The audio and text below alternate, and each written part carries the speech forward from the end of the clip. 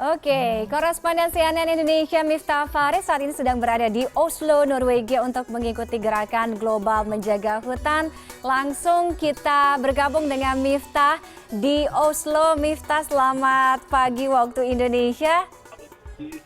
Halo Tiffany. Halo, selamat malam. Oke, menghabiskan puasa ya berarti di Oslo. Tapi saya tidak akan menyinggung atau bertanya suasana Ramadan di sana. Mungkin Anda boleh men-share, membagikan apa yang Anda lakukan di sana dan bagaimana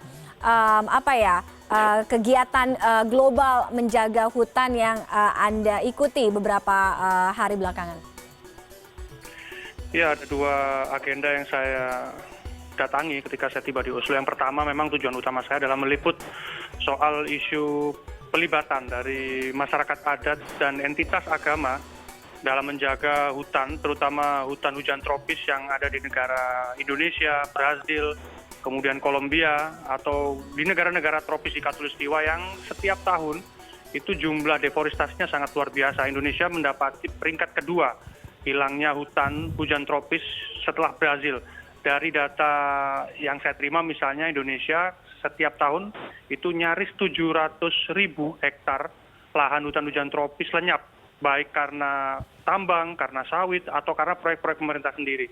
Nah, begitu Tiffany, karena isu ini memang menjadi cukup panas sekali, terutama di negara-negara maju, terutama seperti Norwegia, karena Norwegia sendiri merupakan salah satu negara maju yang kemudian menjadi salah satu konsumen dari produk-produk hutan, terutama di wilayah Indonesia juga, misalnya mebel, kemudian ada juga flooring, dan ini merupakan tanggung jawab dari Norwegia yang ini menunjukkan bahwa mereka bisa mengedukasi warganya untuk bisa lebih bertanggung jawab ketika menggunakan produk-produk kehutanan seperti kayu yang berasal dari Indonesia.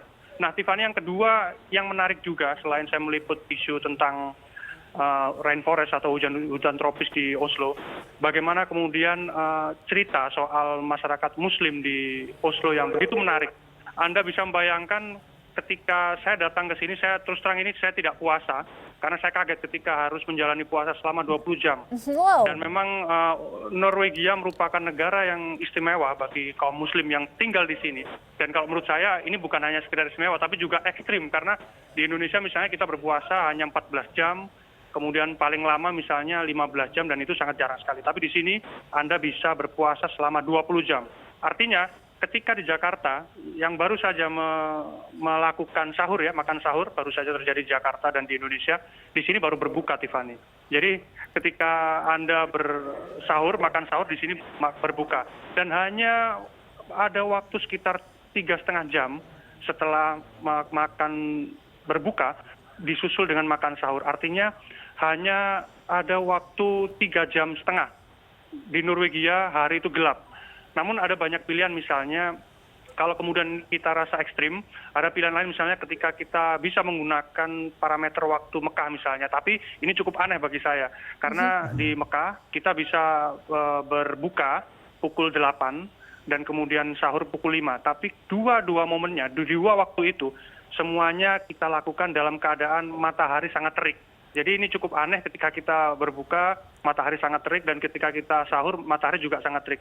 Ini kemudian membuat banyak sekali warga Muslim di Oslo, terutama warga yang menetap, itu lebih memilih menggunakan waktu Oslo. Dan menurut mereka tidak ada hambatan apapun ketika mereka harus berpuasa selama 20 jam. Menurut mereka ini pemberian Tuhan, pemberian Allah, dan mereka menjalaninya dengan penuh dedikasi dan penuh keikhlasan. Dan mereka memang mengamati bahwa banyak sekali negara-negara di Asia misalnya hanya berpuasa 14 jam, namun mereka 20 jam, dan ini menjadi cerita unik bagi mereka, dan sama sekali mereka tidak ada masalah walaupun mereka minoritas. Mereka setiap hari melihat orang makan, dan mereka harus menghabiskan waktu puasa 20 jam. Sama sekali luar biasa, saya melihat mereka sama sekali tidak ada keluhan apapun walaupun kondisi sekarang musim panas, Tiffany. Baik, luar biasa ya. Ini sepertinya kalau kita sering berbincang dengan sejumlah narasumber kita, Islandia itu kayaknya masih ada di peringkat pertama ya, 22 jam, kemudian kayaknya Norwegia ini selanjutnya 20 Tapi jam. Miftah, saya penasaran, bagi Anda kan mungkin ya hanya beberapa hari ada di sana, mungkin paling tidak sekitar seminggu lah ada di sana maksimal. Tapi bagaimana Anda mengobati kerinduan Anda akan masakan Indonesia? Ini termasuk juga harusnya menjawab pertanyaan saya, seberapa banyak mungkin mungkin masakan Indonesia yang bisa didapat di sana, atau mungkin susah nggak sih cari makanan-makanan halal gitu ada di sana? Ya, ini pertanyaan sulit karena saya sampai menjelang kepulangan saya ke Indonesia, saya belum pernah sama sekali menyentuh nasi. Aduh. Oke. Iya, dan banyak memang karena masyarakat di Norwegia mereka lebih banyak makan roti, kemudian seperti kebab misalnya atau seperti burger, dan ya saya setiap hari makan makanan itu, dan banyak sekali makanan halal dan di sini tidak begitu sulit. Namun memang cukup sulit ketika Anda harus mencari nasi. Namun ketika saya sedikit mengeksplorasi wilayah-wilayah di Oslo, saya menemukan satu restoran yang cukup unik dibandingkan dengan restoran yang lain, karena restoran ini menggunakan nama Rahma. Rahma sama dengan nama ibu saya, dan saya akan datang ke sana untuk mencicipi makanannya.